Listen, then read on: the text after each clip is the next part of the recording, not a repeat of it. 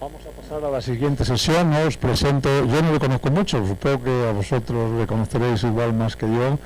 Agustín Azparren, que va a, digamos, explicarnos un poco esto de la mediación, dónde está la nueva ley que me decías fuera, si es una opción o no, esta nueva ley o proyecto de ley que ha estado por ahí haciéndose. Me explicaba que en Italia, pues hoy están empezando con este esquema de mediación fuera de los tribunales y que ya hasta también parece unas cifras de éxito. Él dice que no, que son solo 40.000 lo que arregla, pero bueno, parece que para empezar pues no está mal, ¿no? Así que Agustín, que tiene un currículum importante, de hecho que es juez, ha estado ahí en estudios de juez y también ha dado clase en la escuela, en la Facultad de Derecho de allí. Se lo puedo decir a María Ángeles, ¿no? Aquí tienes algún otro por allí de la zona asturiana, ¿no? Por eso. Me lo dijo relacionado conmigo, que había estado de juez allí, ¿no? Bueno, pues nada, yo no tenía aquí el currículum, pero te he presentado así sin querer. Agustín, venga.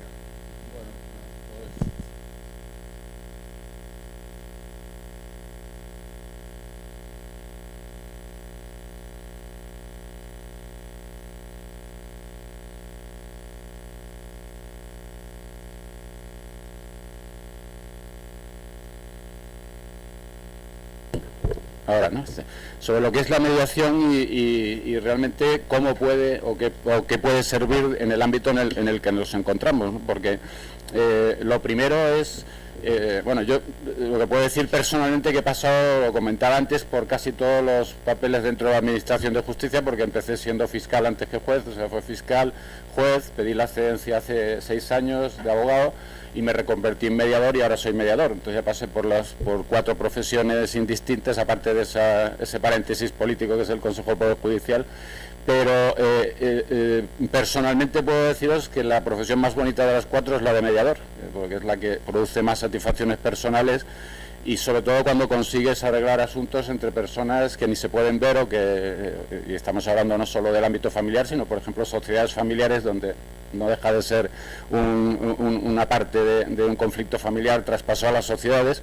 y donde personas que se odian o que no se pueden ver, pues consigues que lleguen a un acuerdo, lo cual a veces parece milagroso, pero te da una satisfacción personal y profesional muy, muy importante.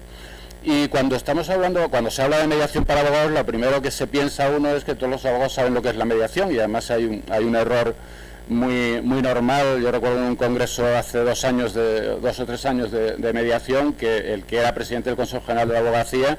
en ese momento, Carlos Carnicer, al empezar su discurso inaugural dijo, bueno, nosotros los abogados sabemos perfectamente lo que es la mediación porque llevamos toda la vida haciendo mediación. Y yo al bajar le dije, mira, nunca hicisteis mediación, los abogados nunca hicieron mediación, no hay que confundir mediación con negociación. Y os voy a contar una anécdota personal. Yo fui mediador de mí mismo, lo cual es una cosa un poco sorprendente. Os voy a contar una anécdota personal que distingue mucho lo que es negociar de mediar. Yo cuando pido la excedencia me voy a un despacho y a los 4 años de estar en este despacho de abogados me hacen una oferta el despacho de Ontier precisamente para crear el área y desarrollar el área de mediación, y entonces yo voy a negociar con el despacho la salida del despacho. Entonces estoy con el director general y teníamos una discrepancia de un 10% en la liquidación final, pues por unas cantidades en el variable que yo tenía derecho conforme al contrato, pero el jefe decía que en realidad no tenían que haber estado en el contrato, que había que revisarlo. Bueno, la típica discusión que estamos ahí discutiendo con el director general, era el 10% de lo que era la liquidación, la cantidad que tampoco era muy significativa de lo que estábamos discutiendo, y el director general me dice, oye, yo para estos casos necesitaría un mediador para resolver estos casos cuando salen los abogados y tal. Y dije, oye, pues yo soy mediador, si te valgo yo. Y, hombre, vamos a ver, si tú eres parte no puedes ser neutral, imparcial. Digo, no, yo si tú me dices que me aceptas como mediador, cambio el chip automáticamente y te busco una solución como mediador. Y yo estoy, pero además sin saberlo. Y me dice, bueno, pues venga, a ver, vamos a probar. Y de repente sobre la marcha, pero no tardé ni 30 segundos, le dije, oye, se me está ocurriendo una cosa. Ese dinero que estamos discutiendo se lo entregamos a una ONG. Dijo, pues mira, eso me parece muy bien, porque yo en realidad lo que no quería era algo que yo tenía derecho por contrato, se lo quedaran ellos, y ellos no querían, porque el jefe entendía que eso, aunque estaba en el contrato, no estaba indebidamente metido y tal. Entonces la forma que se me ocurrió, y además fue un cambio de mentalidad. Entonces claro, cuando yo estaba a modo negociador, yo estaba pensando en decir, como mucho estás pensando, bueno, pues vamos a llegar a la mitad para cada uno, no sé qué, o dejamos y tal, pero cuando de repente me pongo en modo mediador, digo, voy a buscar una solución que a las dos partes les venga bien. Ellos además desgravaban, esa cantidad la donaban una ONG, desgravaban. A mí me parecía que era mucho más, bueno, yo quedaba muy satisfecho. Digo, bueno, pues esa cantidad por lo menos va para unos fines sociales, unos fines, bueno. Y eso quiere decir que es muy difícil, es muy distinto lo que es cuando tú estás negociando, cuando negocias y defiendes los intereses de una parte, que realmente lo que estás haciendo es buscar el mayor beneficio para la parte, incluso, y eso ya ocurre mucho más en los países latinos que en la cultura anglosajona, si puedes engañar a la otra parte y sacar mucho más para tu cliente, pues eres mucho mejor negociador. Pero eso tiene, y eso no es mediación, pero eso tiene un inconveniente además, que es que cuando se consiguen ese tipo de acuerdos, o mediante engaño, o mediante a lo mejor alguna fórmula que de momento puede pasar, tienen después unas dificultades a la hora de ejecutarlo, ¿no? Y esa es otra de las claves de la mediación, es decir, muchos de las negociaciones al final tienen problemas de ejecución, no se cumplen voluntariamente porque se dan cuenta posteriormente de que ha habido algún problema, o han engañado a una parte, o le han colado algo que en ese momento no habían valorado, mientras que en la mediación, y lo digo por experiencia, llevo ya unos 5 años haciendo de mediador, nunca, en ningún caso,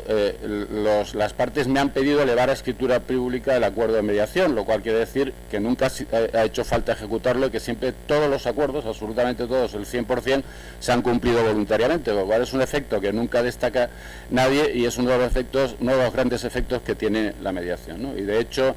yo empecé muchísimo antes, ya esta vocación la tenía yo como juez, porque como juez, y eso yo creo que lo ha sufrido también Saro alguna que otra vez en Oviedo, y yo conseguía muchos acuerdos en lo que era la comparecencia en menor cuantía o lo que es ahora el precedente de la audiencia previa. Y desde el año 84, que la ley de enjuiciamiento civil ya dijo que el juez exhortará a las partes a que lleguen a un acuerdo, frase que yo me tomé al pie de la letra, y conseguía muchos acuerdos. Bueno, pues eso, en 17 años que estuve en el juzgado haciendo este tipo de conciliaciones, no mediaciones, conciliaciones judiciales, solo una vez, en 17 años, uno de esos acuerdos tuvo problemas de ejecución, tuvo algún problema porque además precisamente el acuerdo se remitía a un informe pericial y después, como el informe pericial no fue satisfactorio por una parte, eso generó un conflicto. Pero fijaros, con esa experiencia de tantos años como conciliaciones y mediaciones, el efecto que tiene de que no se produce ejecución porque hay una satisfacción para las dos partes con el acuerdo, y eso es algo muy distinto a una negociación, y por eso quería matizar ese aspecto. Yo en general siempre digo que la mediación tiene la gran ventaja. Todo el mundo dice que se ahorra tiempo, dinero, se dice que no hay cultura jurídica, pero por otra parte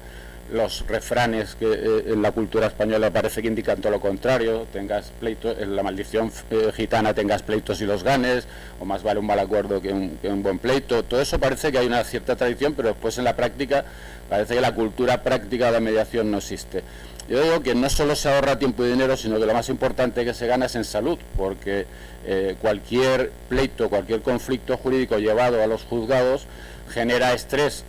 sea un económico o no, genera a distintos niveles. O sea, si es un problema familiar o de sociedades familiares o de otro tipo, pues genera mayor estrés y alargas en el tiempo situaciones de estrés que al final tienen repercusión en la salud de las personas, como cada vez está más comprobado. Genera estrés en los abogados que llevan los asuntos, porque a lo mejor el abogado le ha dicho al cliente que ese asunto estaba ganado y lo ha perdido, y después esa situación de tener que explicar a un cliente genera un estrés también. O sea, genera estrés a muchas personas. Incluso podías decir una reclamación bancaria no tiene por qué generar estrés. Al banco, por supuesto, ninguno, ¿no? Pero a la persona que le reclama al banco, pues también, porque se ha sentido engañado, porque eso le supone el tener que esperar algo que considera que tiene derecho, etcétera. Por lo tanto, hay una serie de factores que tienen una gran influencia como sistema mejor de resolución de conflictos. ¿Qué ocurre y por qué? Si es una cosa tan evidente, ¿por qué la gente no acude a la mediación? Eso la Unión Europea, a través de la Comisión, lleva haciendo encuestas durante años. Es lo que ha denominado la paradoja europea. O sea, no es un tema solo de España, sino de toda Europa. Que la paradoja consiste en que cuando haces una encuesta de opinión entre la población europea, todo el mundo dice que la mediación le parece el mejor sistema para resolver los conflictos, que incluso si el entrevistado dice si tuviera un conflicto lo arreglaría a través de la mediación, y sin embargo después cuando tienen el conflicto no lo hacen y van al pleito judicial. Entonces hay esa especie de paradoja que todo el mundo reconoce que es el mejor, pero terminan acudiendo a los jueces, y eso ocurre no solo en España sino en todos los países. En España incluso agravado porque somos un país de los más litigiosos de la Comunidad Europea. Además nunca se sabe, que esto es el origen como lo del huevo y la gallina, nunca se sabe si es que somos muy litigiosos porque tenemos el número de abogados más alto de la Unión Europea, o porque por tener el número más alto o por ser litigiosos tenemos más abogados, o por tener más abogados somos más litigiosos, lo cual nunca se sabe si una es la causa o efecto de ese mal que tenemos, muy superior al resto de los países de la Unión Europea y muy por encima de la media. Y por lo tanto esa es la gran cuestión. ¿Cuáles las soluciones que se han aportado para esto? Pues el último país que lo ha hecho, y eso es lo que España pretendía en el anteproyecto que se acaba de publicar, es Italia. Italia dice, como aquí al final lo que existe, sigue existiendo un desconocimiento de lo que es la mediación, la gente sigue acudiendo a los tribunales y no a los mediadores, lo que hacen en Italia es hacerla obligatoria en bastantes materias, en materias pues como pueden ser reclamaciones, responsabilidad extracontractual, arrendamientos, propiedad horizontal, en temas de familia, en reclamaciones por ejemplo, negligencias profesionales, pues un montón de materias que abarcan un número de asuntos suficientemente significativos en materia civil y mercantil. Italia pasó de ser, esto fue en el 2010, incluso inicialmente hubo hasta 2 huelgas de abogados cuando se implantó la obligatoriedad de la mediación, se puso provisional durante unos años, terminó el periodo, se volvió a implantar ya definitivamente, porque al final Italia pasó a ser de los países a la cola en mediación a uno de los primeros países del mundo, de Europa, en mediaciones y en resultados también y en acuerdos. En el año 2017 esas obligatoriedad de intentar, la obligatoriedad siempre es un concepto que va en contra de la voluntariedad, que es lo propio de la mediación, pero esa obligatoriedad de iniciar la mediación, de tener la obligación de ir a una sesión informativa, incluso exploratoria, eso supuso que 200.000 asuntos en el año 2017, que es la última estadística italiana que conozco, de esos 200.000 asuntos se llegaron a acuerdo en 40.000. En Italia después, y también tenemos que ver que nosotros debemos copiar más a los países que son de nuestro entorno, que no Dinamarca o Suecia, que siempre se dice que es el país perfecto donde funciona la administración de justicia, pero no nos vale traer el sistema porque allí tienen daneses y nosotros somos españoles y no tenemos nada que ver, ¿no? Y por lo tanto eso no es aplicable. Sí es aplicable lo que funciona en Italia, porque son peores que nosotros en el sentido de tienen mucha más imaginación para el bien y para el mal, ¿no? Y por lo tanto son capaces de esa picaresca tan propia nuestra. Y os voy a contar que el sistema de mediación en Italia descubrieron, y me lo contaba un abogado italiano, descubrieron que 200.000 asuntos, 40.000 había acuerdos. Entonces quedaban 160 que iban a los tribunales. Bueno, pues se dan cuenta que de estos 160.000 la mitad nunca llegaban a los tribunales. Entonces resulta que los italianos descubrieron que el sistema de cuando ibas a la mediación obligatoria, esa obligación era gratuita. Si tú en esa sesión decías que continuabas la mediación, tenías que pagar una tasa. Si decías que no continuabas, no la pagabas. Entonces lo que hacían, decían que no la continuaban y terminaban la mediación por su cuenta sin el mediador, y de ahí se quitaban otros 80.000 asuntos de los que nunca llegaban a los juzgados, por lo cual, bueno, a efectos de lo que era la reducción de trabajo, se conseguía una reducción muy importante, mucho más que las cifras oficiales, quizá por esta picaresca de ahorrarse la tasa de la mediación, lo cual era, bueno, un poco, no era muy significativo, pero como comprenderéis, hay que pensar que en España, si se hace, podría ocurrir lo mismo, y por eso siempre hay que mirarse más en el espejo italiano que en otros países del norte o del centro de Europa, ¿no? Entonces, eso se trata de copiar en En España, claro, me diréis, pues el anteproyecto de ley de impulso de la mediación que salió hace un mes, tal como está el periodo electoral, pues no se sabe dónde va a acabar. Pero sí os puedo decir que a mí me invitaron a la subcomisión de justicia del Congreso de los Diputados a hablar sobre independencia y sobre eficacia de la justicia, y yo metí el tema de la mediación como tema de eficacia de la justicia y hablando del modelo italiano, y sorprendentemente ahí están representados todos los grupos políticos. En las réplicas que hacían después los representantes de los grupos políticos, todos estuvieron de acuerdo yo les propuse hacer el mismo sistema italiano de obligatoriedad, y todos, desde Podemos hasta el PP, estaban de acuerdo con ello, con lo cual, sorprendentemente, en una cosa se habían puesto de acuerdo. Los catalanes ese día no estaban, porque estaban en otras historias, como sabéis, pero todo el resto de partidos del arco parlamentario estuvieron de acuerdo en que ese era el sistema mejor para reducir, vamos, ya pensando no solo como sistema mejor, sino para reducir la carga de los tribunales. Y eso, al final, es decir, ¿qué es lo que el anteproyecto prevé? Y con eso pasamos realmente de qué nos puede servir o qué puede servir dentro del ámbito en el que nos encontramos.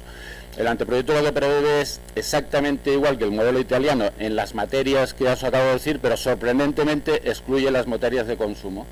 Y excluye en el anteproyecto español, que sí están en Italia, excluye los temas bancarios y los temas de consumo en general, ¿no? De hecho, incluso pues dice reclamaciones en contratos de suministro, con esto de suministro de bienes y tal, solo cuando sean objeto de negociación individual, con lo cual está excluyendo los contratos de adhesión, ¿no? Y eso es curioso porque en Italia miras los porcentajes de asuntos y los asuntos que más porcentualmente están en Italia son los bancarios, por lo cual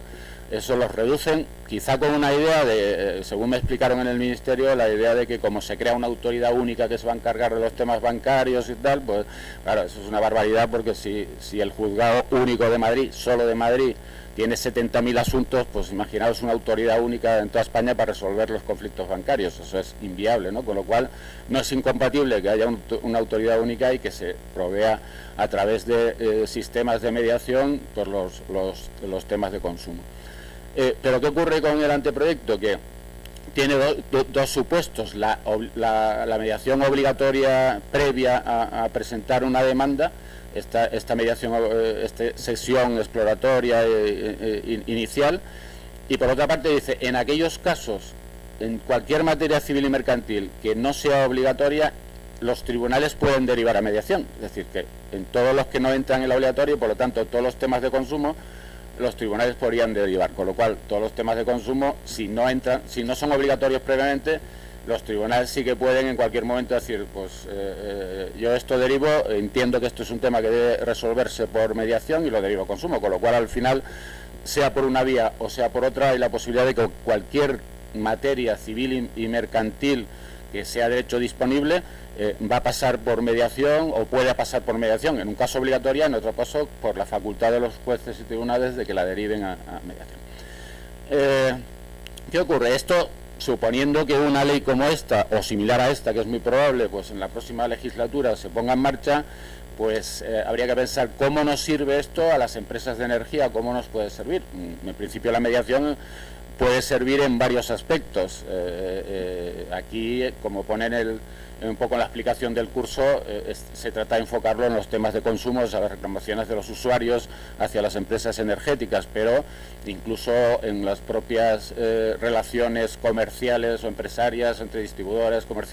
comercializadoras, en lo que me decía hace un momento Saro, en el tema del contencioso administrativo. En el tema de contencioso administrativo se están haciendo experiencias ya de mediación en contencioso administrativo en Las Palmas y en Murcia. En Madrid también se está empezando ahora, y yo la semana que viene me invitan los abogados del Estado de aquí de Madrid, porque hacen un curso de mediación intrajudicial contencioso administrativa, y el jefe de los abogados del Estado me llamó para decir, es que estoy tratando de convencer a los demás abogados del Estado para que empecemos a entrar en temas de mediación en lo contencioso, con lo cual esa vía se está empezando a abrir, y es otra vía muy importante que también para las empresas energéticas puede ser muy interesante de cara a los conflictos con la administración. Pero queda la otra vía, que es la de las acciones colectivas o las reclamaciones que pueda haber en materia de consumo. Y claro, aquí en principio como estamos hablando de reclamaciones de una escasísima cuantía, pues parece que esto no van a aparecer arriagas y no va a aparecer este tipo de despachos, aunque estos despachos ya están pensando que el chollo bancario se está acabando. Queda pendiente un tema del Tribunal de Justicia Europea en diciembre, del tema del IRPH, de la cláusula abusiva de IRPH, que si el Tribunal de Justicia, como de momento parece que apunta, dice que hay que someterlo a transparencia, pues hay 1.300.000 asuntos posibles más que volverían, y con una repercusión económica entre 7.000 y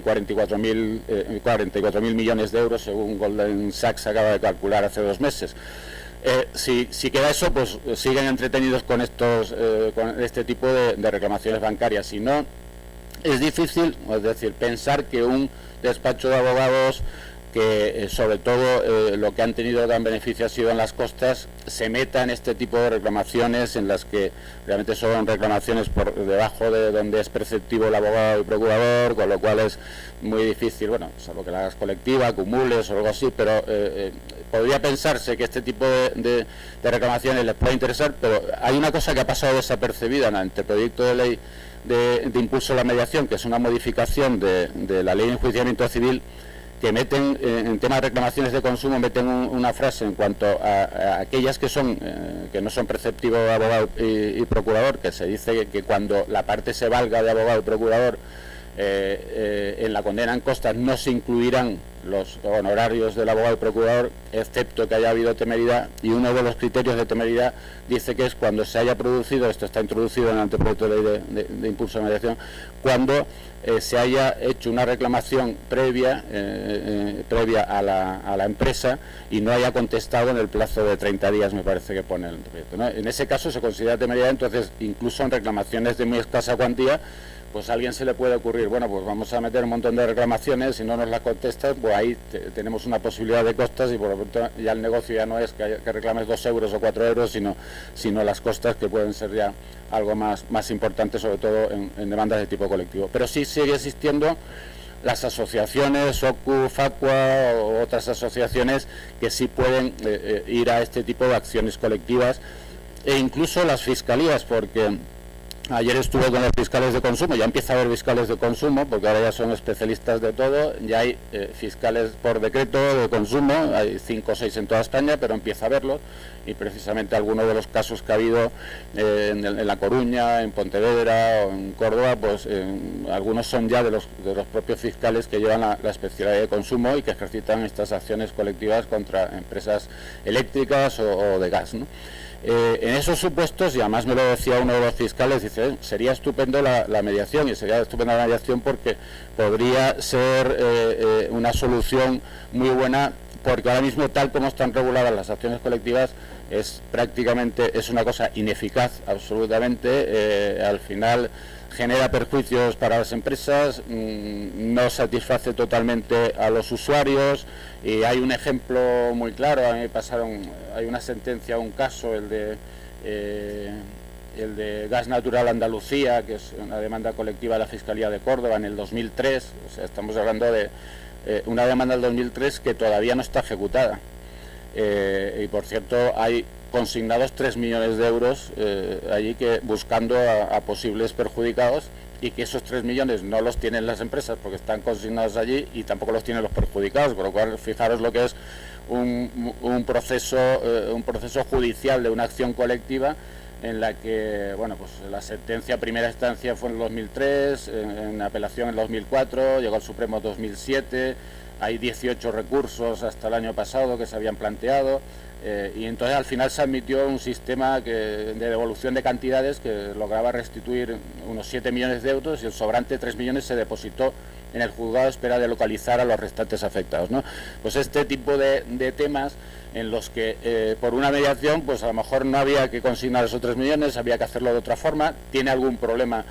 eso después habría que verlo, porque hay algo que choca. En principio todo este tipo de reclamaciones de acciones colectivas se basan en la publicidad para buscar a los posibles afectados, y una de las características esenciales de la mediación es la confidencialidad, pero bueno, habría que compatibilizar lo que es la confidencialidad de acuerdos con esa publicidad necesaria para determinar quiénes son los usuarios, pero bueno, se abren posibilidades que en tema de reclamaciones, sobre todo no por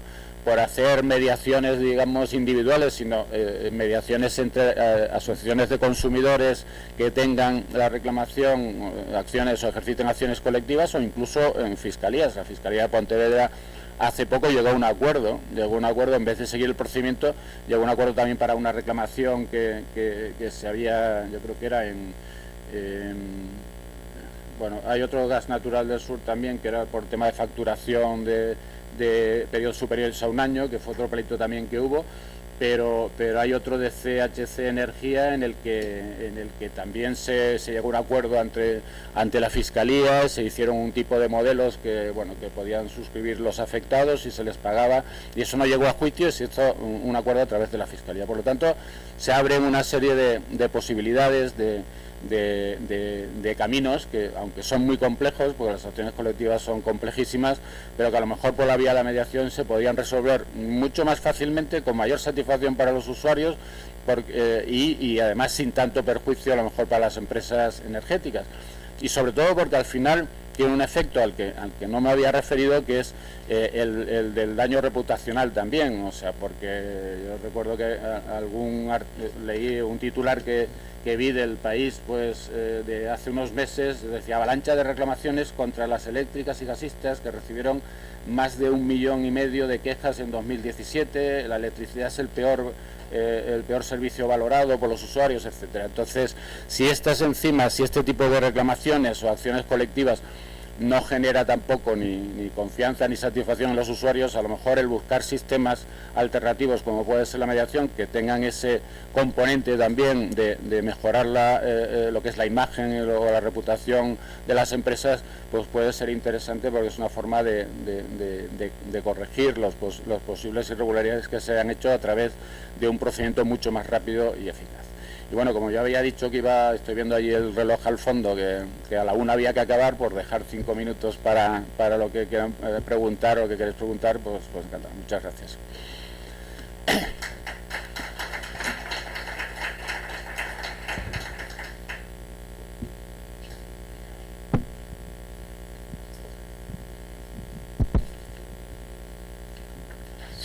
Sí.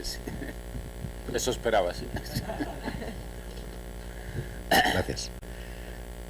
Vamos a ver, Agustín. Sí. A reservas de que conozcamos en algún momento ese anteproyecto de ley del impulso a la mediación, claro, aquí surgen dos conceptos.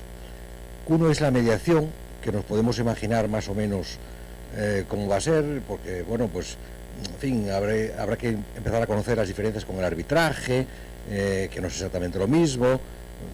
como tú bien explicaste, no es la negociación. Pero después está la figura del mediador. Y claro,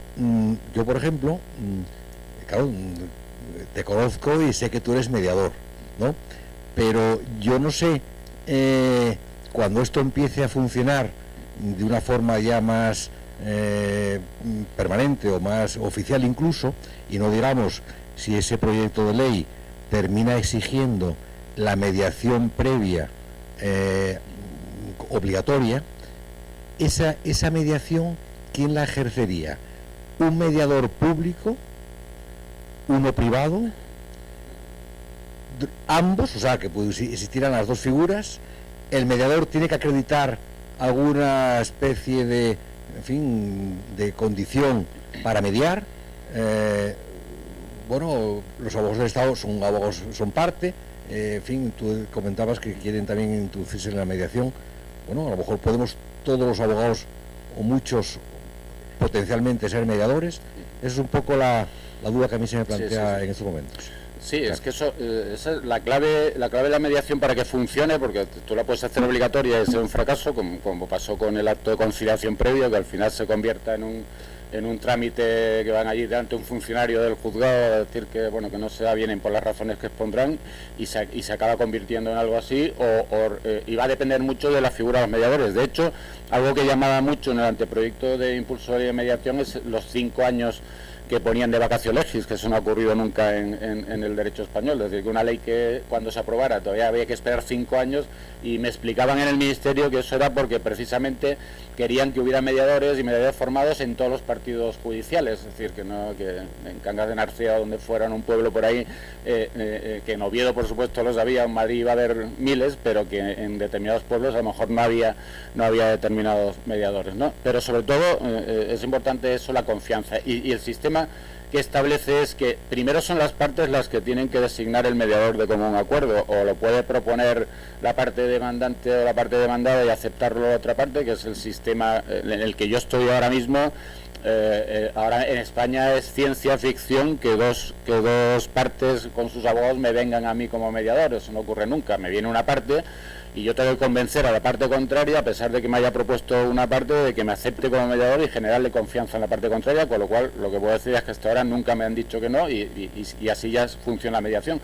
Pero aquí el sistema sería igual, sería el que establece el anteproyecto de ley de mediación es que las partes designaran, y si no hay acuerdo entre las partes, hay una lista del Ministerio de Justicia. Ahora mismo no es obligatorio estar en el registro de mediadores del Ministerio de Justicia, pero pasará a ser obligatorio con la ley para aquellos que quieran actuar en la mediación obligatoria, lista por especialidades además, en la que irán designando automáticamente, además por un sistema que sea inmediato. Si tú has reunido, mandas o por un email o lo que sea, te contestan inmediatamente el que corresponde como mediador en ese determinado partido y esa determinada materia, ¿no? Ese es el sistema que está previsto, pero claro, la clave está en los mediadores. En Estados Unidos hay un sistema multidor, que lo llaman, que en muchos estados, que además está muy bien, porque tú llegas con una demanda, vas allí, tienes un asesor, que normalmente es un magistrado jubilado, que está allí y te dice, como figuradamente, es como si el tribunal tuviera 4 puertas, 3 o 4 puertas y tal, te miras la puerta para entrar por aquí, vas y tienes un juez, tienes unos recursos, por aquí tienes el árbitro, que aquí ya se acaba, por aquí tienes el mediador y otros sistemas que hay también de tal. Bueno, te explican las 4 puertas e incluso le dices, bueno, pues con esto yo le recomiendo que esto sería mejor que fuera por tal, por esta puerta, por la otra, ¿no? Figuradamente, ¿no? Y en ese sistema, un amigo mío que estuvo en uno de estos tribunales multidor, y le decía, bueno, ¿y cuántos van a la de arbitraje y tal? Y dice, no, desde hace 2 años nadie va al arbitraje. Desde hace 2 años no nos genera ninguna confianza el arbitraje, porque al final depende de una persona y además no hay recursos, con lo cual eso se acaba ahí, es un tercero el que decide. La mayoría de gente va a la puerta de la mediación, por así decir, pero porque también los mediadores que hay son mediadores con mucho prestigio. Curiosamente en Londres, los grandes mediadores, hay grandes mediadores con 80 años, que fueron antiguos jueces ingleses, que los jueces ingleses, sabéis, tienen un prestigio espectacular, y están de mediadores con 80 años y son de los que están allí, los que casi más asuntos están llevando de mediación, ¿no? En Londres. Entonces, al final la figura o la confianza en el mediador es clave para que el sistema funcione, ¿no?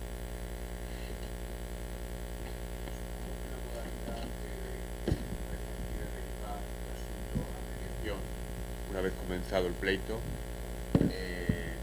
puede significar que vuelva al juez si no hay acuerdo, claro.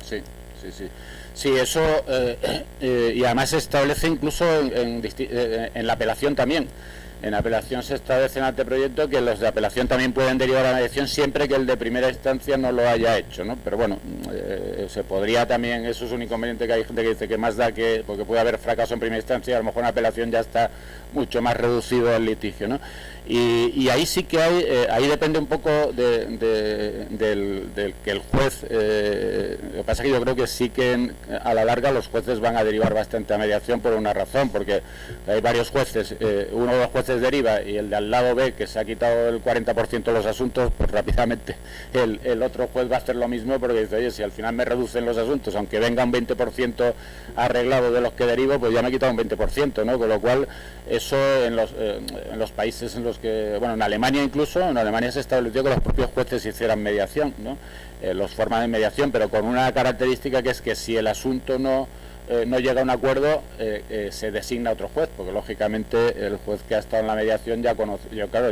Ese era el inconveniente cuando yo hacía la conciliación en los procesos judiciales. A mí de repente se hacía con absoluta confianza, y nos conocíamos todos en el despacho mío, empezábamos hablando de fútbol, lo que fuera, y después, bueno, vamos a ver cómo... Y había veces que un abogado me decía, oye, yo estoy dispuesto a retirar la reconvención, porque voy a reconocer que la reconvención yo sabía que no tenía ninguna posibilidad, pero la metí para un poco presionar. Claro, si eso nos llega a un acuerdo, después yo voy a juzgar la reconvención esa cuando me acaba de decir en la negociación previa que la hizo, que era prácticamente no tenía ninguna posibilidad, de que él mismo lo veía, ¿no? Entonces, claro, por eso